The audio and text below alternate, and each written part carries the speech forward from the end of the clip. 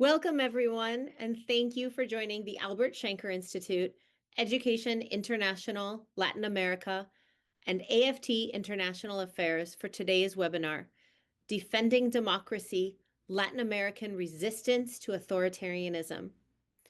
Today's event represents coming together to learn together. I know our American colleagues are very eager to learn from our Latin American colleagues about your work to protect and expand democracy in your respective countries amidst attacks on voting, attacks on labor rights, and attacks on civil and human rights. Today's webinar will be simultaneously translated from English to Spanish and Spanish to English. I would like to thank the language interpretation services we have working with us today. Please use the Zoom feature that was just described to you at the bottom of your screen to select the language access appropriate to you. As we hear from our colleagues from Latin America, we will watch for our audience questions in the Q&A feature. While we may not get to all of your questions today, we will read them all, and they will influence future labor and democracy webinars. So please make use of the Q&A if you have a question. It's now my pleasure to introduce two labor and democracy leaders I am so grateful to have with us today to kick off our webinar. Sonia Aleso is the President of Education International Latin America, and Evelyn De Jesus is the Executive Vice President of AFT.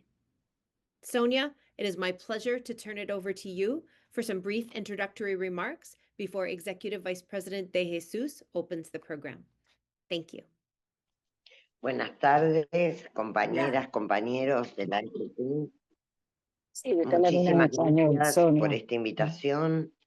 La verdad que es muy, pero muy halagador esta invitación. Estuvimos hace It was a great honor to get this invitation. We have been sharing this seminar for national education, and we are very thankful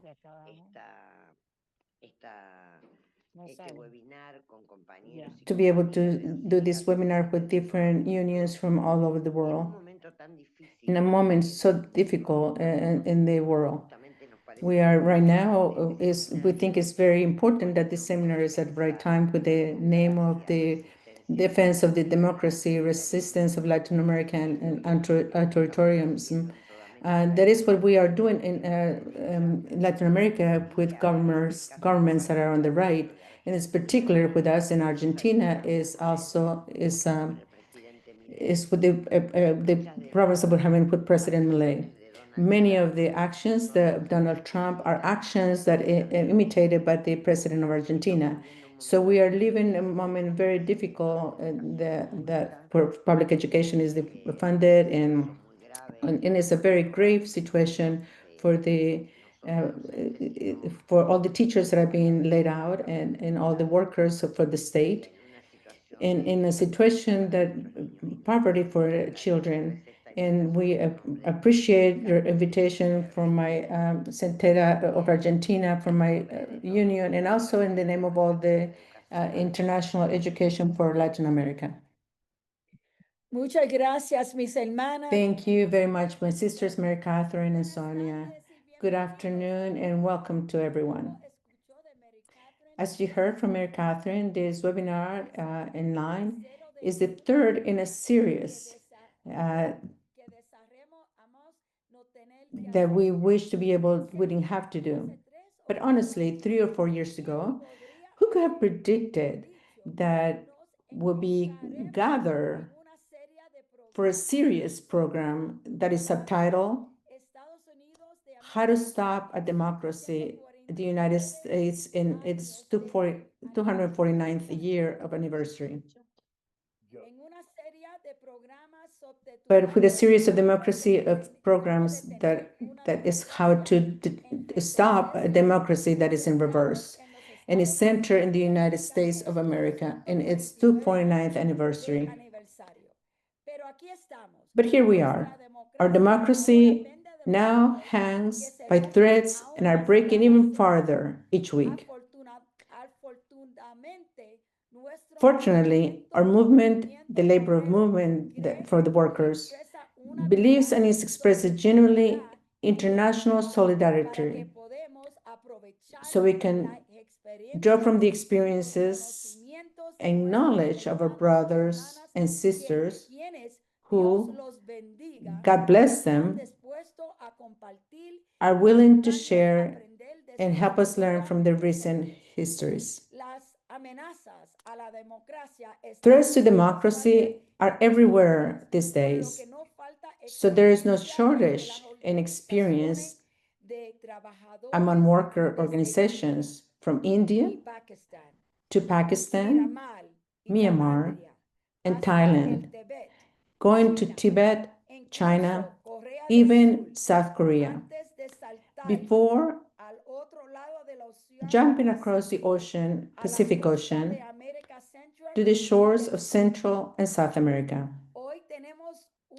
Today, we have a strong lineup in education of union leaders from Chile, Argentina, Colombia, and Honduras, who will be joined by AFT leaders from California, New Mexico, New York, Puerto Rico, and Florida. We'll question them about the tactic and political muscles that sustain the scale of the democratic movement across the continent. Our moderator will open a dialogue with the local president of AFT in Puerto Rico. All of our presenters have experience in the practical organization of how to protest mobilizations. I'm going to be honest. The speed and force, which with many pillars of our own democracy have been attacked, has left many of us, made us become very preoccupied. But frankly, I've been shocked by how quickly giant corporations, wealthy universities, and elite law firms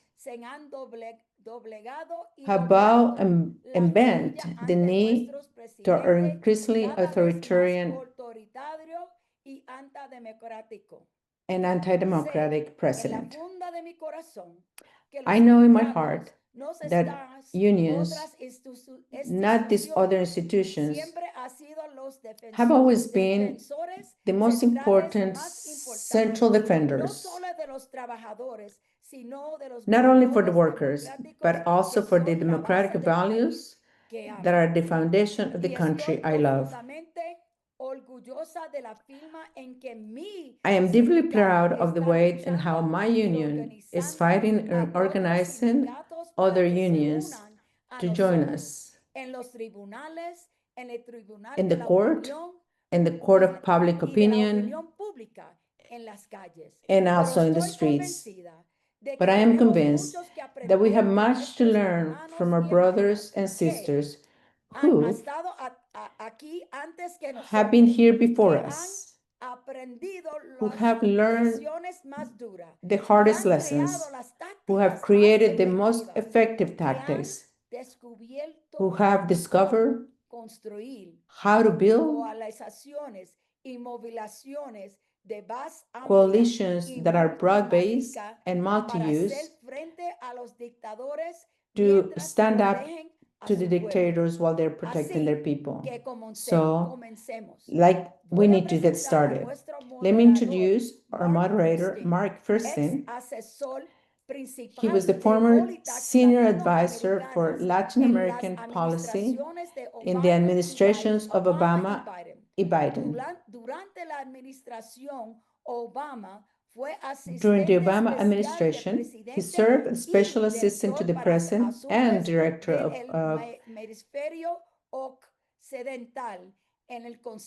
the Western Hemisphere Affairs at the National Security Council, as well as the assistant administrator for Latin America and Caribbean.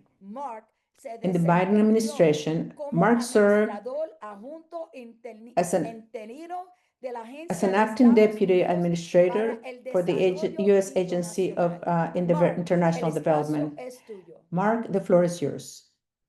Bueno, gracias, Evelyn, por esa introducción tan Thank you, Evelyn, for that very generous introduction. It's a great pleasure to have the opportunity to participate in this conversation that is very important and also very perfect timing for it.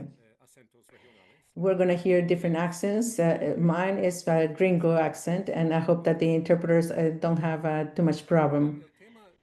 And the theme of the democracy in the Americas is a topic that I have dedicated my professional life for 4 decades. But only has been during the last years that I have begun to reflect about the different fractions that we, as in the United States, the lessons that we can learn about authoritarianism and the defense of democracy in Latin America. In a personal level, I have had the honors to have been attacked for my work in favor of democracy by Nicolas Maduro in Venezuela, Evo Morales in Bolivia, Daniel Ortega in Nicaragua, and the regime in Cuba. And starting last week, the administration of Trump through a message that was made public in Twitter that Tulsi Gabbard. And we know that part of the manual of autocrats is to try to intimidate and try to silence. But that attack has made me more dedicated to the work that you are doing today. And it is a great pleasure to be here with all of you. So for me, the election, my most important lesson that we have learned from the experience in Latin America with the democracy is very simple, is that democracy needs to be defended. We cannot take it for granted. Democracies, more solid democracies can fall. And we have seen many cases in American, in case of Uruguay, for example, in the 70s, in Venezuela in recent years, and many more examples for that. And sometimes what happens is that people don't perceive the threat until it's too late. A second lesson, I believe, is that the democracy rarely is slaughtered from night to day. It's a very slow process. It could happen very fast, how it happened in Chile, for example, in 1973 with a military strike. But OIJ, the liberalism usually is gradual. It can start with liberal elections, then there is the erosion of rights and the attacks to institutions that are democratic institutions. And third, democracy not only, and we need to understand that it's not the first priority of people. Economy and all other topics like insecurity usually are heavier. It's something that we know that we get them in the surveys and also in Latin America and also in the United States. And that is very important to assure that democracy gives concrete examples for the population and also engage the defense of democracy, so that will be linked to the aspirations that economic and democracy to the population. Also, those people do not alone. They need accomplices. And we've seen in America as many times the parties, workers, religious groups that make pacts with little leaders like this. And maybe they do it because they're afraid, because they're bribed. But today we see a similar process in the United States. And the fifth point is what the social media has to do with it, not only as the debilitated, also to restore democracy. Today, censor is a problem, like it has been for many years, but I think it is more but disinformation. In Latin America, the political groups have used disinformation during decades, but now because of technology, it's a lot easier and more impactful. And today, the principal diffuser of disinformation is in the White House, because you can see how you can share that to make it fundamental. And the sixth is how the organizations have to leave aside their differences to defend democracy. And there will be time later, once it's restored, to debate over different public politics. And finally, for me, a very important lesson is how important is how to mobilize the civilians. There are many examples, like what we saw in Bolivia, uh, um, and after the elections, and they were so fraudulent. We also saw it in in Guatemala, when there were protests against corruption. But we have a great group of presenters that will speak about these topics and many more. And we're going to begin with a conversation about Argentina. Argentina, as you know, is recognized in general as one of the democracies more solid in the region. They have liberal elections and just a very independent social group and very active populations. They also have unions are very famous for their force that they are able to move multitudes of people when it has to do with topics of economics and politicals. In last years, we've seen notable mobilizations of the feminists against group about the, for example, for the gender specific, and also for people who are trying to find their retirement. As we see today, Argentina has today a right-wing liberalist. Javier Milei, this election was a product of frustration for a bad economic function of the country.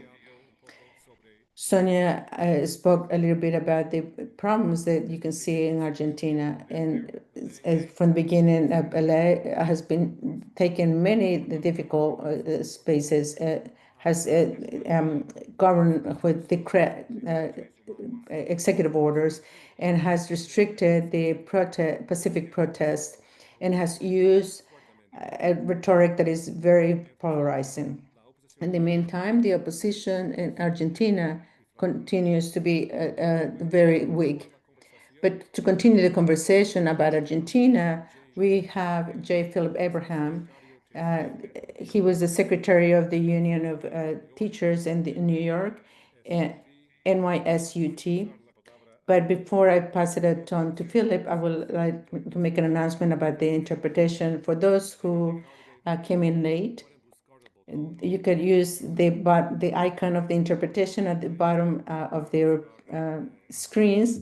You can look for the icon. Say that in English, for those of you coming in late, and if you're looking for interpretation, please look for the interpretation button at the bottom of the screen, and then you can see an icon and choose your language.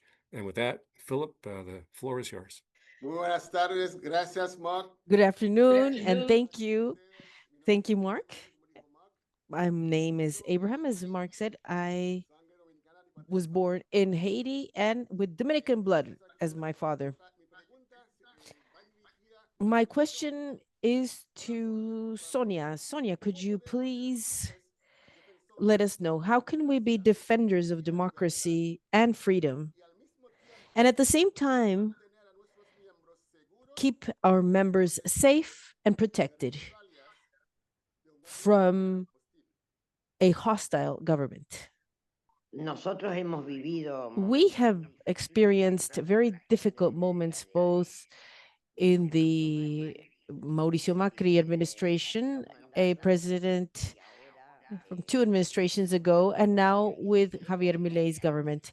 I think we have to resist, we have to continue battling, and in addition to that, we have to defend the members. And in that sense, we have to be very cautious with the way in which we battle here, fight for what we need here in Argentina. I don't know if you've seen the information, but on Wednesday, there are retirees that have manifestations because their salary dropped tremendously, and there is repression. There were journalists also repressed, and also for a march of people who were disabled, who were battling for a law that would improve the subsidies and everything related to subsidies and the state generation of resources for the disabled. And what we're seeing now in Argentina is a repression for the social and union movements. And we have to be cautious with our members at the same time we defend them. We have talked about several actions that have to do with legal measures. We've been able to see several legislative triumphs. We've been with Congress. We have a march in September and October. And here on the 11th, we have the Teachers' Day, and we will have a march. And I think we also defend this globally. And I think that it's very important, and even more so in this situation where we see what the US is experiencing and Europe as well, because the right wing is not, and the authoritarian governments are not for a single region. We're all seeing it in several places. And I think it's important to see an exchange and see the different opinions. But with all due respect, I would like to tell you that with what Mark mentioned at the beginning, we cannot sustain a blockage of 31 years in a country. And this is something that the US and the government has to question. Why, or this also generates situations with a lot of poverty for the people. So we have an external debt, a foreign debt that the Foreign Monetary Fund went beyond all of its regulations. The directives could never have granted that loan that they did because it is beyond all of the regulations. And this was done with political reasons to sustain the right government from Mauricio Macri and Javier Milei. The things that happen in Latin America are the ones that generate a severe conflict, death, people being fired, and difficult situations. I think we have to be able to defend our members. Muchísimas gracias, dona Sonia. Mark, no sé si hay tiempo para otra pregunta o si... I don't know if there's more time for more questions. Yo creo que sí, sí, es una Sí, pregunta hay corta tiempo, y una pues. respuesta corta, sí. Pues está muy bien. Pues, doña Sonia, usted habló el enlace que tiene con otros miembros de la sociedad, ¿no? Now you are connected with other members of the society, the retirees that also connect with this battle. Another thing is, how can we move our own members and be aligned strategically with other unions and allied organizations to increase the impact of our work?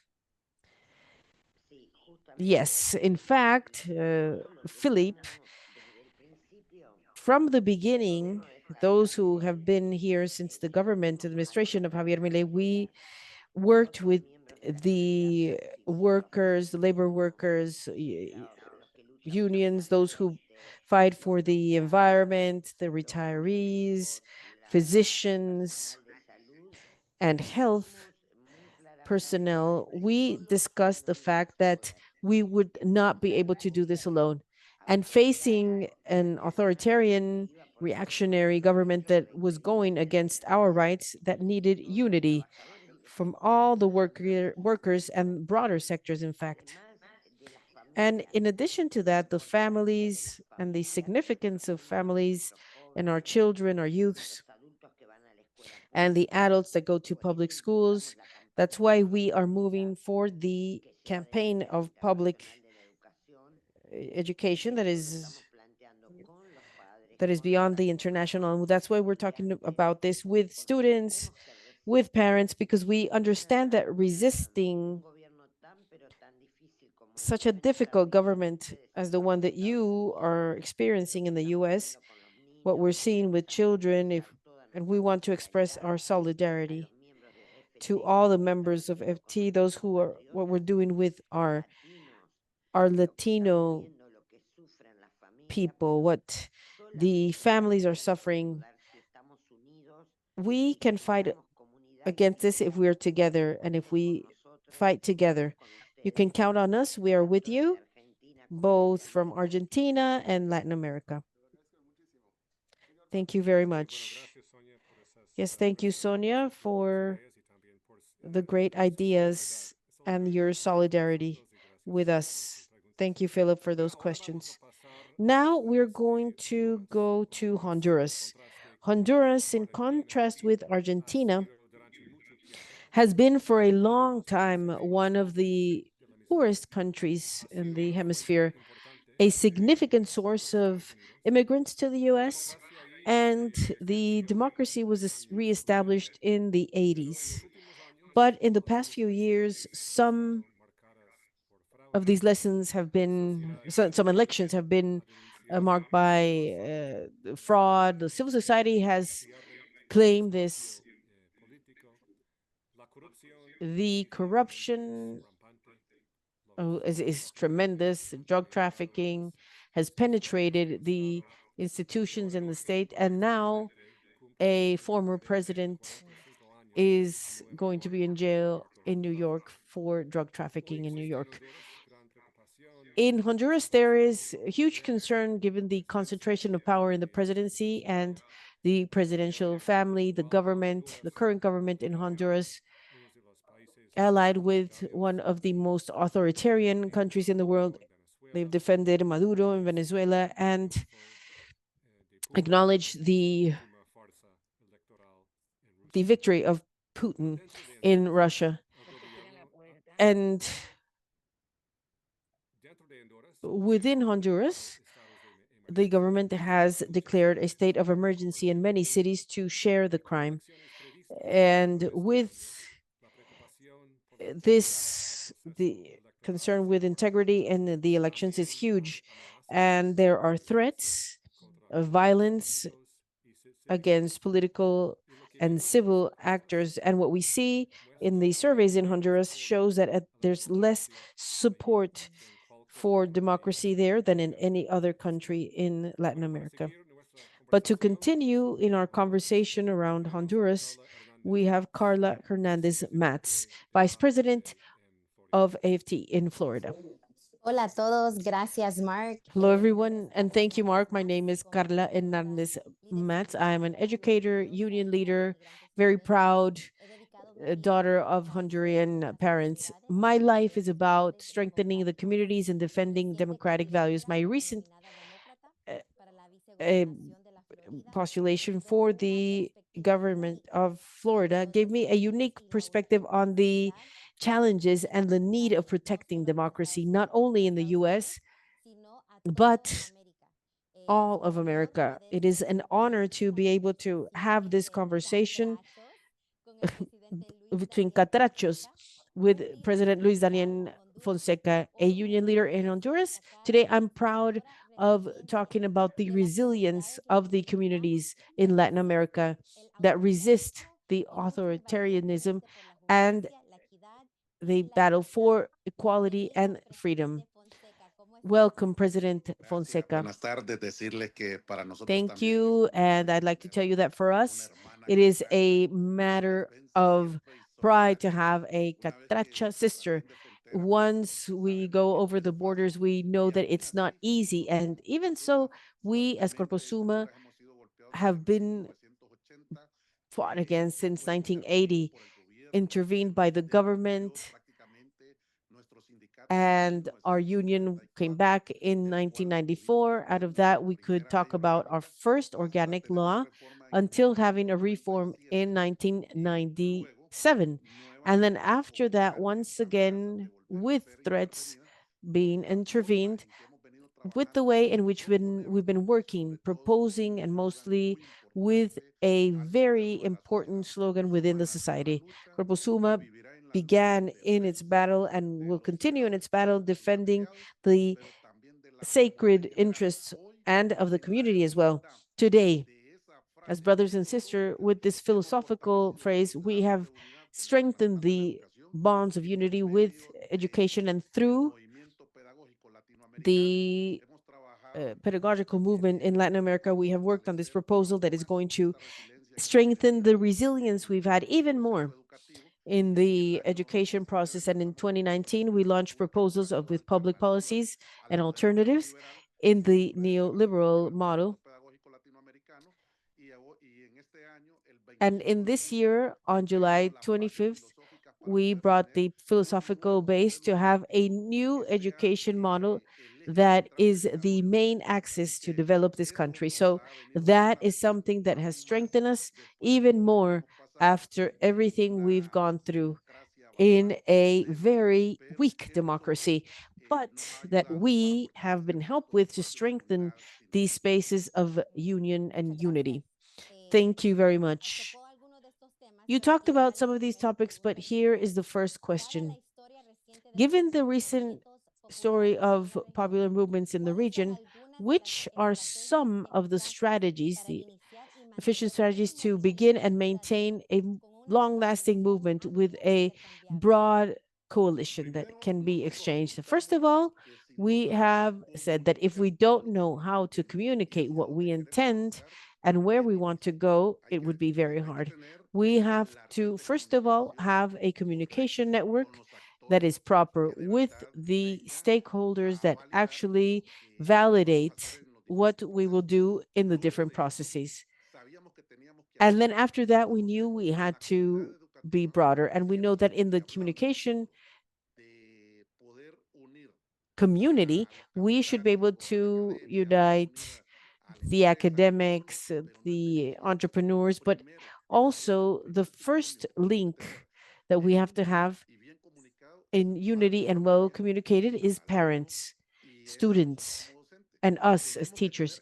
We have to have awareness, social awareness. If we don't have social awareness, then it will be very difficult to be able to transfer what is needed in an entire community, because let's remember that the context is very different with one extreme or another, even though we're in the same country. This is something that has strengthened and has had links with universities to be able to provide different types of programs. And something that we are sure of is that insofar as we are in the pedagogical movement, because we're here with this weekend of being in Peru, and the colleagues that were there know how we will extend this and which ideas, according to the environment that we have, can continue strengthening this movement to be able to reach the theory. And it should be a source of consultation for us to be able to move forward in a lot of issues that can support us as the philosophical theory to be able to move forward in terms of what education requires at the level of Latin America. Excellent. And you mentioned these topics, but I would like to mention, can you highlight any tactic to work in traditional means and digital means to be able to allow members to participate throughout generations? That's very important at this time. We have talked about this with our colleagues, and we have gone through history, and we should be able to have mobilization. If we do not, which is a priority, but we should have mobilization with a proposal, a mobilization that is not only about a readjustment of salaries or different conditions for teachers exclusively. This is a proposal that comes to enhance and that we should improve the education system, the environment of that community that will strengthen the spaces for the country's development even more. Insofar as we work in this way, we will democratize and develop, but we will also become a very solidary community that has been lost. We are working to reach these spaces, and as I mentioned, part of the strategies has been to mobilize, propose, and vindicate the rights that correspond to us in the national magistrates. And in the country, we should be the strongest union out of the 6 organizations which the government has divided as a strategy, because I always ask, how many schools of medicine do we have in Honduras? Just one. Of civil engineers as well, just one. How many law schools do we have? Just one. But we have 6 organizations for magistrates, and that is part of the strategy. We should remember that teachers are the ones that create awareness. We're the ones that create development, because that's where the development of each one of these people would work with, whether it be individual, collective, because we must remember that in many occasions, we even teach to talk, to have conditions, to be able to strengthen values, because the first school is the household. But we are clear, there are proposals, there's mobilization, but mostly there should be integration of the education community according to the context where we are moving in this region or department. Thank you very much, President Fonseca. It's been a pleasure. Thank you for this conversation. And now, Mark, I will hand the floor to you. Gracias, Luis. Thank you, Luis, for your answers. It's evident that you are a great union leader in Carla. It's obvious that you are also have a lot of political talent. For now, we're going to go to Chile. Chile has had a political story that is very notable. With one of the democracies more solid in the Union until it had a coup in 1983, but it has begun a return to democracy with a government that rejected Pinochet, rejected one of the political reflections that they gave. But that also tells us about democracy and our memory on it, and the muscle of the memory of democracy. And Chile today has solid protections for civil liberties. It's one of the countries that is less corrupted in the Americas.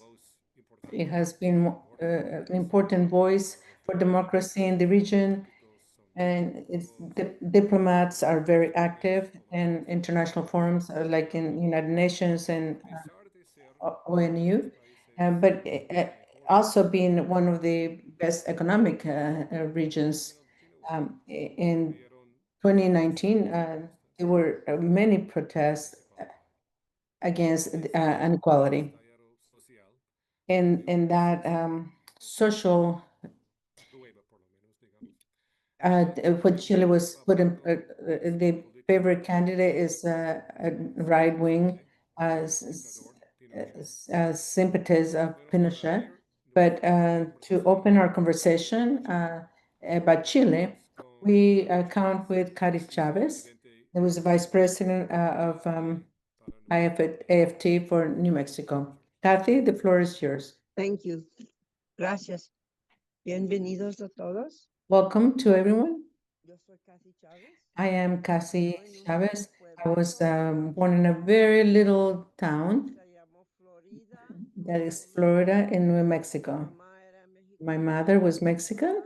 My father was most gringo than anyone else. Today, the question, el presidente Chilean. The question is, Chile, Gabriel Boric began his political career as an activist and also as a student, and so finally he became the president of the Federation of Students of Chile in 2011. Could you tell us a little bit more as a union member about the education and how to build a movement that is led by students that was able to take the national power? Bien, muchas gracias. Un saludo a todos. Thank you, and hello to everyone. Now you're going to hear the Chilean accent that is one of the most difficult because we don't speak Spanish very well. We mess it up a lot, but I hope that you're able to understand me.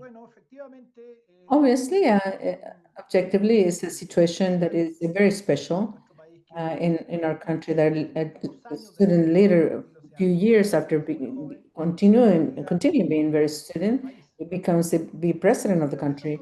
And I believe that is a consequence of many years in which a social movement in very wide view, as in the unions and also the environment, basic organizations in many different types, they're starting to become the protagonists for, I'm talking about the years 2000, 2005 and forward, that begins with a movement with secondary school students, and then it becomes a very strong student union. And also teachers, we played a big movement in 2015 until 2019.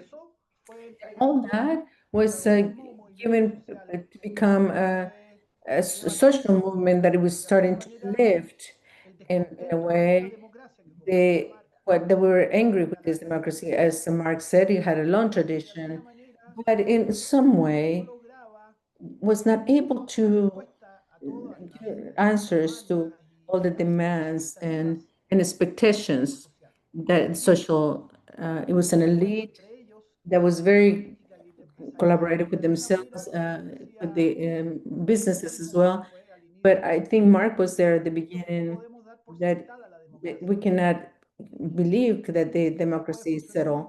And it could work very well when it's formal, but when it starts to move away from the social base, that distances become to generate problems. And I believe that's what happened to us, and it became a social burst, very strong, very strong. As the song said, it's like a burst. It's a moment it bursts.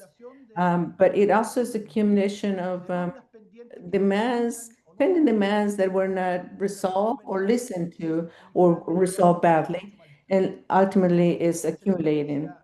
I would say that that is this fundamental experience of the movement, social movement. Usually it plays a role, and a victim that it continues to question most. I believe that the social burst of in Chile not only asked the governor at the moment, that was a governor of the right, neoliberal, but also it questions the joint leaders. The president at the moment, it was a group, a very arrogant group, in the way that they govern. It was continue to add to the anger, but it was a more, it's a bigger anger. Situation has changed. The elite again has the control very hard of the political agenda, and as it was explained, there's a possibility very true that could happen to govern not only the right, more like an ultra right. It is a right that is stronger. It's 2.0 right, with reference to governments like Trump, Milei, Bolsonaro, that obviously they were a threat to democracy, in which I believe the social movement is going to have to play a very important role.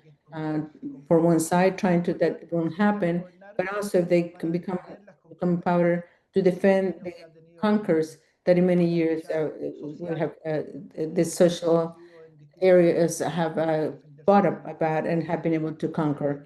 And for this, and as I close, I think it will be important that this social movement is able to articulate, starting with the union movement that is probably the most well organized.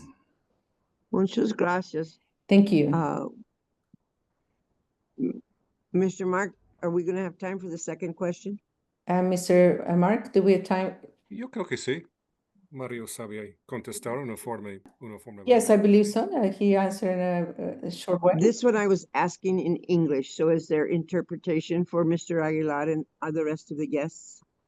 Oh, sorry, Kathy. Yeah, sorry, you can go ahead and ask another question. Sorry. Okay. Moreover, what are the strategic roles of visible leadership, such as political figures or union heads, versus the power of a faceless mass movement? And when might each approach be more impactful? No logré escuchar del todo bien la pregunta, pero I me couldn't parece hear the que whole question, but I understood that enlaza con lo último that que you are saying that it was it's, eh, tied to the last thing I un said. par de minutos para reforzar eso. Sí. A mí me parece que I believe that esta democracia this democracy, tradicional, por the decirlo así, traditional democracy, as we say, that which Chile has been a bastante fuerte dentro de historical history al in parecer this hoy día es Latin America. insuficiente. To this day, it's insufficient. The democracy that consists only in to vote every so often and elect representatives and then wait for the next election to participate again. I believe it is not enough to give us a response to the demands. And I believe that it's not casual that in many places in the world there's problems with that democracy, traditional democracy, but it's an insufficient, I would say. I believe that the demand is for more participation, social participation, with a more social character, but not only a governor that is elite, that is guided by the vote. Of course, that is better than authoritarian, like what we had in Chile with military government. But I don't believe that's sufficient. I believe the organization, the basic organization, the civil world, I believe that we have to play a role that is very strong to strengthen our democracy or to advance to that democracy that these times require. And it has to be a democracy that is very effective. The moment a social movement can be more stronger, that not only demands or puts pressure, but it has to be a protagonist in the decisions. It has to be an actor that has listened to the countrymen that is organized in different ways to express. I believe that that's the way that in Chile, we have done it in some ways when we got the dictatorship down, that we also needed in those moments was a social movement that was very strong with youth that is just started. But when the citizens were really stronger and more active, but when you lose that and live in the elite hands, it took us to the crisis of 2019. And I believe that that's election, a good democracy, a real democracy has to have a social movement, and you cannot forget the social movement. Gracias, señor Aguilar. Thank you, Mr. Aguilar. Bueno, gracias, Kathy. Thank you, Kathy, and thank you, Mario, for this analysis. Very good suggestions. And also the Chilean accent. I've loved the Chilean accent. I think it's something I always try to imitate, but I cannot do it. Now we're going to turn to Colombia. Colombia in the last 25 years has passed, changed from being almost a lost state to become one of the democracies more solid in the region. Very great win with the it started with a process of peace to make a democracy in Colombia and a more stable democracy. Today, they have the first left president in the history after decades of governors that were center or right. But even though the conflict with guerrilla that doesn't throw a threat for the state, the conflict continues in many zones of the country, in humanitarian crisis and displacement of civilians. These political institutions in Colombia are in general very strong, but at the same time, it's one of the places more dangerous in the world to defend the human rights and to be also a union member. In later decades, thousands of union members were assassinated, and impunity in those crimes continues to be very high. Political violence has been for many years a big problem. Recently, a presidential candidate was assassinated. But continue with the topic of Colombia, which is complicated. We have Juan Ramirez, Vice President of CFT, and also residing in California. Thank you, Mark. Hello to everyone. Besides being a union leader, I'm also a primary school teacher. I was born in Mexico and immigrated to the United States and became a teacher and also a union leader. I would like to share briefly how here in Los Angeles, which is where I live, teachers have gathered with other unions to be able to defend our students and also our communities. A brief example of what's happening in Los Angeles and bigger countries, bigger cities in the United States, that there are groups that they call themselves officials, and they come to a place, they take somebody from based on a racial profile and take them. And if they don't have identification, they lose them, they put them in detention places. Sadly, people that don't respect the laws that exist right now, because the people that are picked up are people that have rights to be in this country or that have legal residence, and some of them are even citizens. I mention this because many of them are our students, are our parents, are our co-workers, and we're living this situation without precedent in a country that it was known as law and order, and now there's no respect for the law. And that's what is very important, and those communications that we have with you, because we believe that we are in the same situation in which we need to unify to continue to defend our society and also the people that don't have the voice to defend themselves. So I'm going to start with my first question. So Ms. Isabel Olaya, how could you formulate a protest that is at the same time secure and very efficient?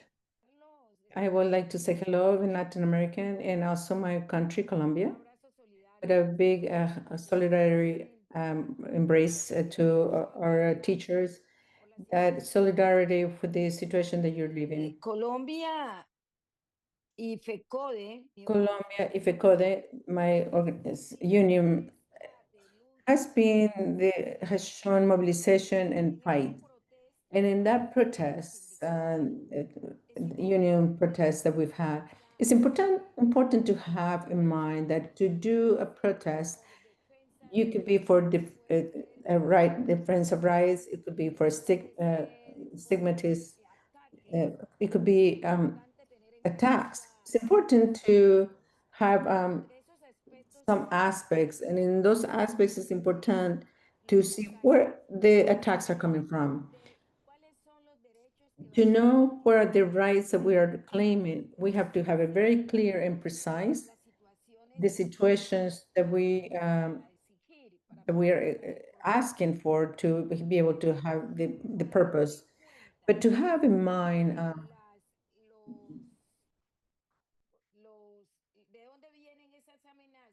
to know where those threats are coming from, we have to look that they're usually come from three ways. One of them will be the government, what is happening to Argentina, what is happening to the United States, what has happened to us. And even though we have a progressive government, is happening with the right in our country, the opposition of our country. Because we are, as unions, we are the major opposition for the governments of the right. We have to keep in mind also the great businessmen, the conglomerates, the businessmen who are trying to follow those privatization politics, and there's a problem and a threat with the unions. Also, those groups that are alt-right that today openly they attack, that obviously today openly they attack the unions. And as the friend said, the Colombia has been or is the country that where more union members have assassinated, that it has disappeared. So for us to do a protest, we have to understand that first, where is it that threat is coming from? What are the objectives of that protest? What very clear objectives, very precise. What it will take us to understand how is that we're going to do our flyers, what is it that we're going to ask. But very important also is to make it a public denounce. You have to make a public denounce of all the situations that are happening and the violation of human rights, attacks to the union members and leaders of teachers and the territory. And all those denouncement has to be linked to things that happen, actions, dates. So we can all go into the social media, and it's important to denounce it publicly. And also, we have to organize the security. And to do a protest is very important. And here in Colombia, is a norm, is to communicate with the police to let them know that we're going to protest and we're going to go through this way, looking for security for the people that are in the protest. But it's also important to tell our teachers and all the ones that are with us in the protest, what is the Pacific protest? What is the right to have that protest that in all the constitutions in Latin American is used? But today is violated, at least in my country. Article 35 in our constitution speaks of that right, fundamental right to protest, so they can hear us. And today, in the middle of a government that is changing, Dr. Gustavo Petro, we have governments that are good territories that doesn't allow that the teachers to protest. For example, capital of Colombia, where we have a mayor, Dr. Galan, who today is taking the salary away from the teachers when they go to protest. That today they are firing co-workers that are not that are provisional for trying to strengthen the part in this protest. We have to have that in mind. Where is where is the threat coming from? Or what are the rights that we are going to request? And what are the objectives of the protest? How we're going to approach the subject of solidarity? But we have to also evaluate what the protests, the mobilizations, and also the stoppage, because we need to evaluate if it has been beneficial, if not, to reform the activities that are coming in the future. All those things I have to keep in mind. You have to evaluate the conditions of the protest.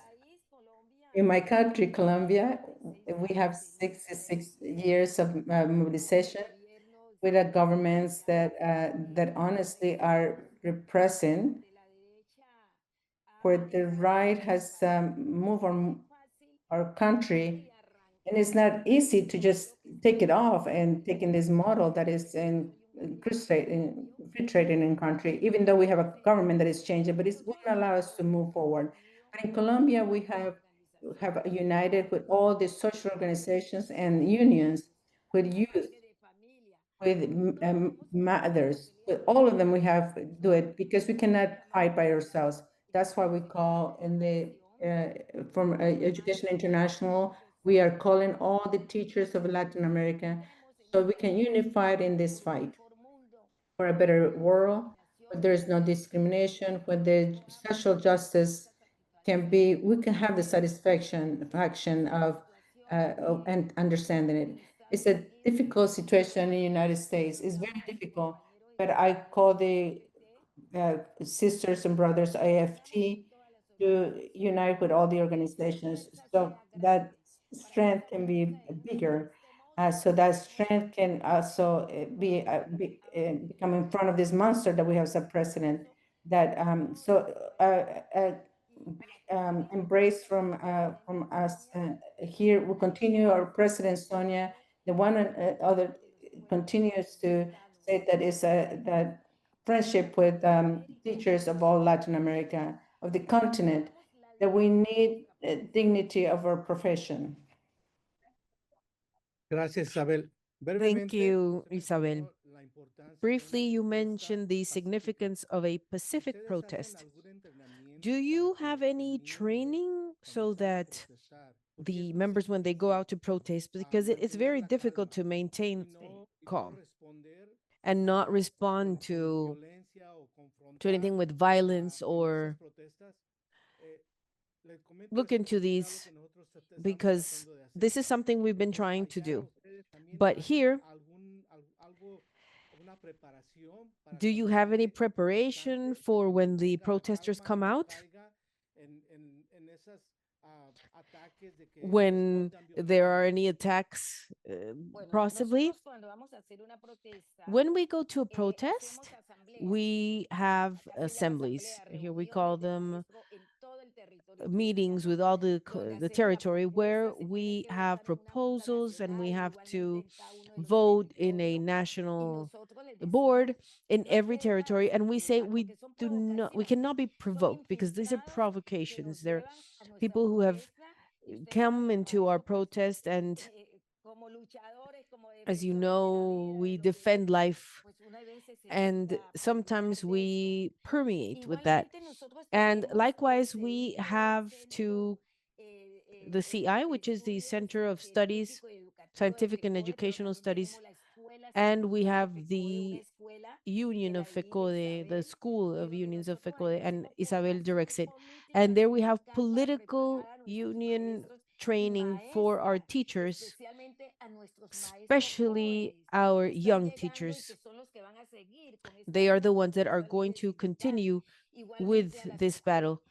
Likewise, with women in these schools that we have, that's where we have orientation for teachers so that they are not provoked. We have to bring out of ourselves a lot of strength so we're not provoked. In this government, we move from the protest. There's the SMAT, which is a military group that would come out to fight with us. In this government, there is the possibility of the people protesting, because the president tells us, go out and protest, go out on the streets. So at this point in time, there is no issue to protest. Before, in previous governments, that did happen. It was a very difficult situation. There were many people disappeared, and today we don't know where they are, but we did protest. We have to have the training for our teachers.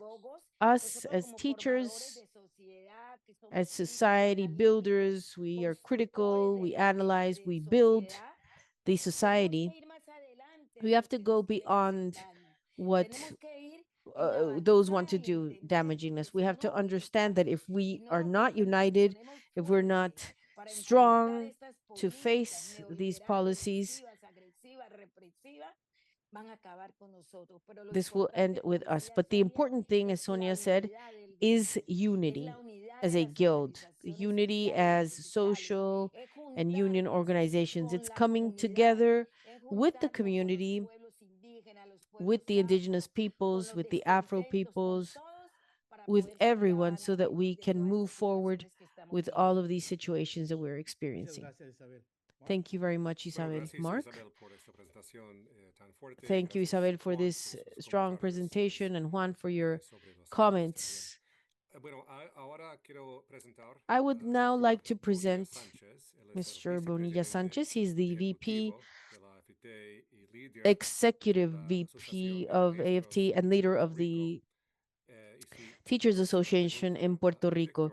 If I can ask Victor. Victor, I remember when I was working for President Obama, the civil society, unions and workers in Puerto Rico, which used protests against the economic policies of the Puerto Rican government. And afterwards, in 2019, this went into street protests that made the government quit.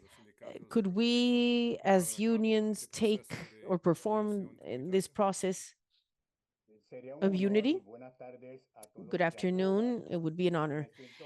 I am very excited, and once again, with such good friends that I appreciate, to talk about the democracy in Puerto Rico, the citizens' defense. But before or above all, I would like to put everyone into context briefly, talking about democracy in a point in time that is a time of democratic deficit in the world.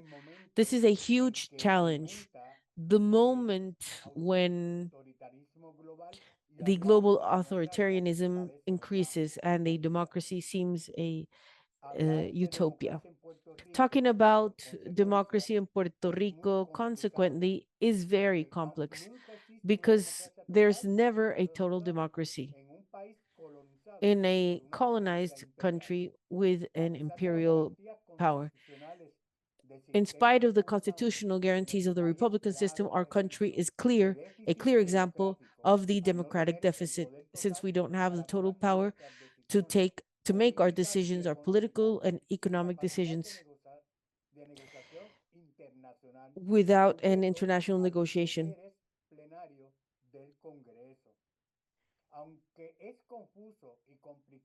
And although it's complex, Puerto Ricans have a cultural strength strong in our defending our democracy, mainly after the approval of the Constitution of the Free Associated State of Puerto Rico. With the legal passion for the constitutional studies, until the workers with or community organizations who battle for access to justice, education, housing, health, and human rights. The democracy for Puerto Ricans is not seen in the empire, but in the culture of social justice. Puerto Rico has served as an example of resistance, strength, and power for other peoples of the world, for the public mobilization, the unprecedented mobilization in our modern history that was able to have the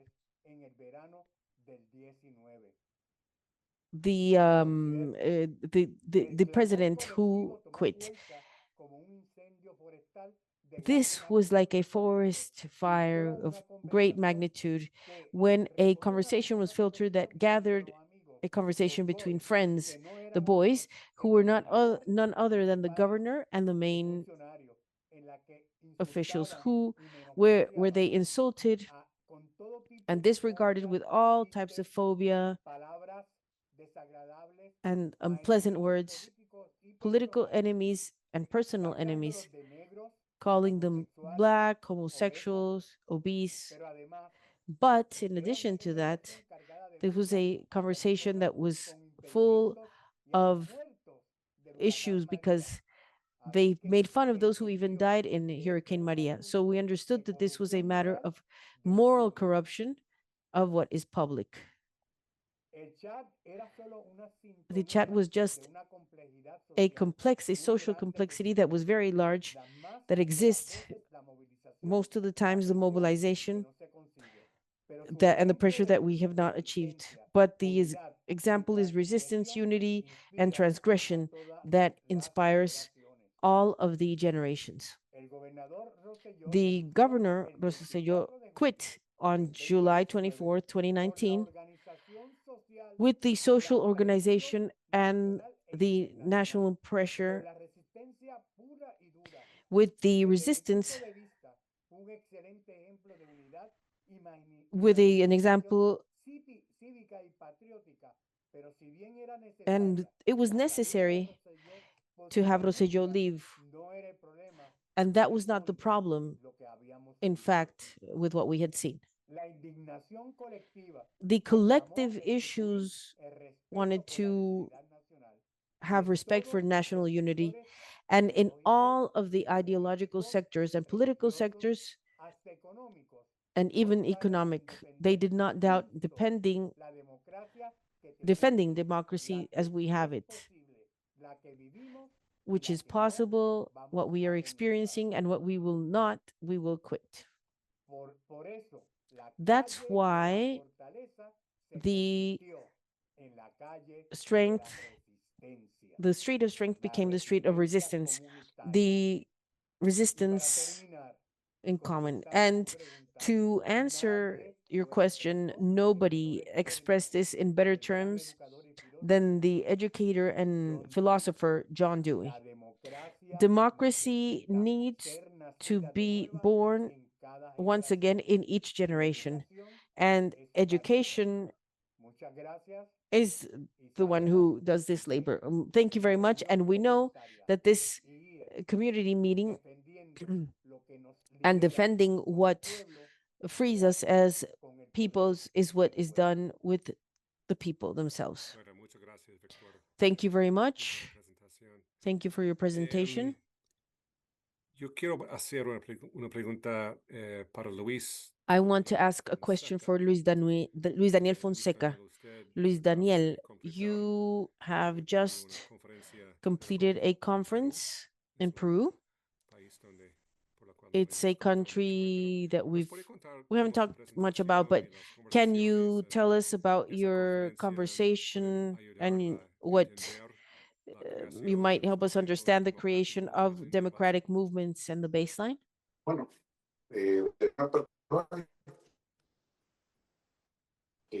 conocemos que el quehacer nuestro es esa parte. We know that our operation is the social side, the part where we are able to move, but also analyzing and having our criteria, which is what we should do to be able to democratize processes. And when I say that, I'm not talking about a process in terms of the elections and each party, but I'm talking about a process of social dynamics, seeing the context of an entire community.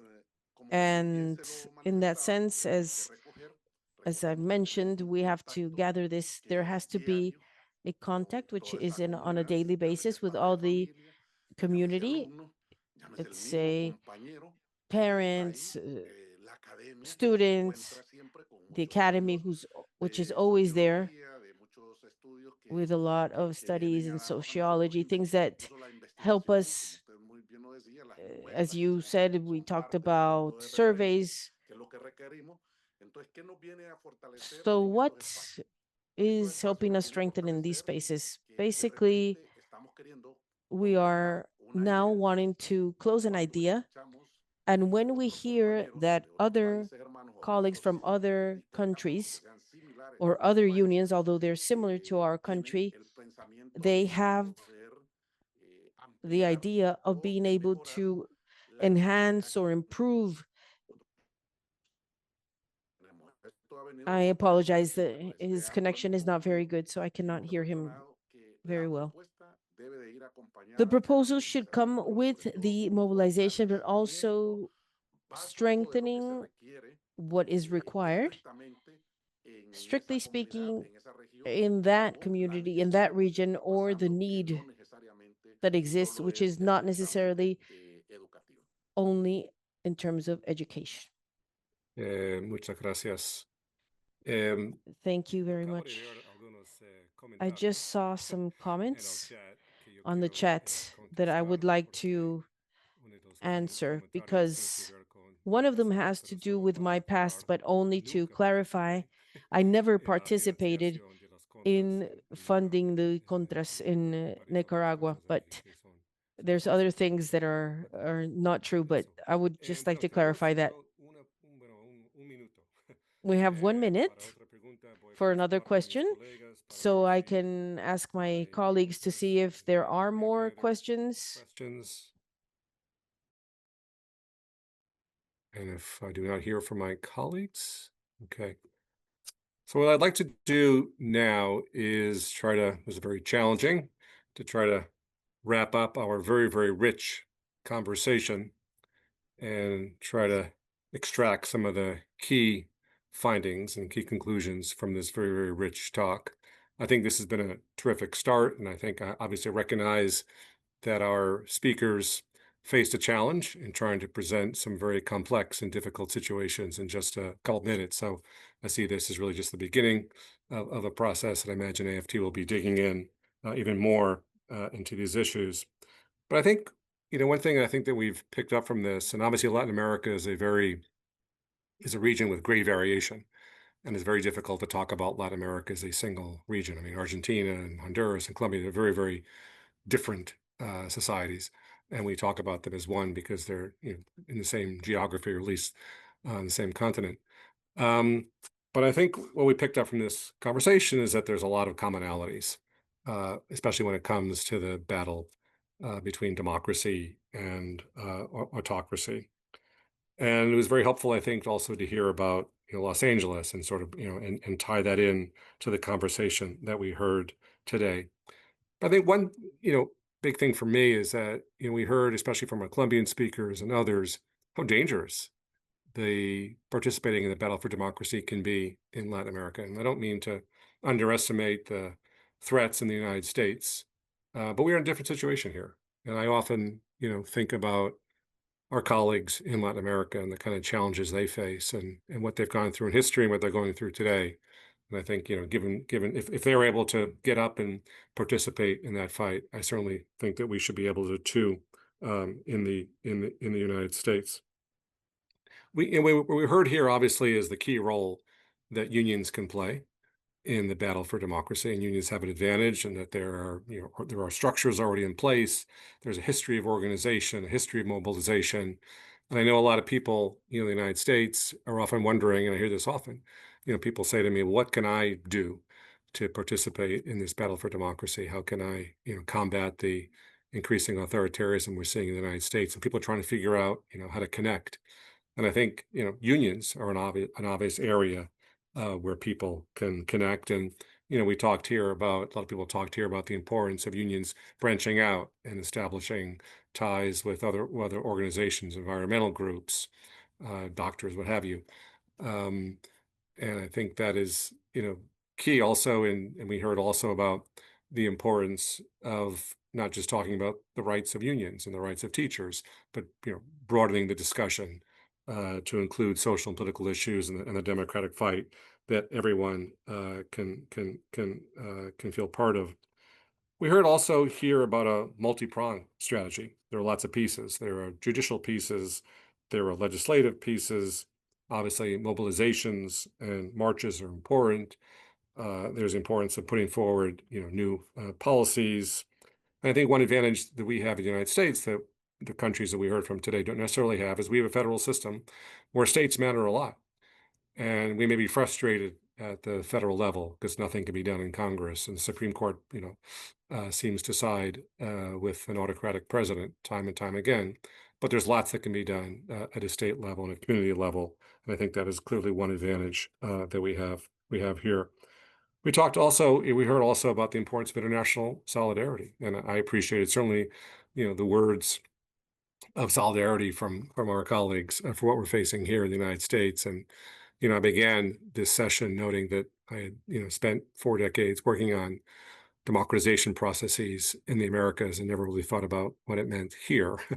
And I always thought about solidarity going in, one direction from north to south, but obviously we're seeing now that it goes south to north as well. So I really want to express my gratitude to our presenters today and express my appreciation for what they've shared with us and the lessons that they have learned, and I think that we can learn a lot from. And with that, I know that we're running short of time. I want to turn it back to my, I believe I'm turning it back to Ellen to help us wrap up. Thanks. Muchas gracias, Mark, por modelar un grupo tan importante de conversaciones durante los... Thank you very much, Mark, for moderating such an important group of conversation over the last 90 minutes. And thank you for helping us to distill the wisdom of our panelists in lessons, suggestions, and warnings. For those of us who are struggling right now with on authoritarian assault. On my part, I am grateful for the power of truly international labor movement that realizes to be international when you understand that of the truth of the great American Mexican leader, Cesar Chavez. We cannot seek achievements for ourselves and forget about the progress and prosperity of our community. Our ambitions must be broad enough to include the aspirations and needs of others for their sake and for ours. Here we are, friends, fighting together against injustice as fellow union members with ambitions that are broad enough to include the aspirations and needs of our colleagues in Peru, Chile, Honduras, Argentina, and the United States. Speak on behalf of AFT, I want to express our very courageous brothers and sisters in Latin America our deepest gratitude. Speaking on behalf of Education International, I want to thank all of you for your struggles that have been past and present, and to make reality at high level quality public education in your countries that are delivered by educators who are qualified and unionized, who have treated with dignity and respect, and that receive fair wages. What an honor it is to be with you today, even if we're virtually. Together, we can embody the deepest truth of the labor movement, that together we can achieve so much more than we could ever achieve on our own. Thanks to everyone. Mary Catherine, please take us back. Thank you so much, Evelyn. And I want to thank everyone who joined us today.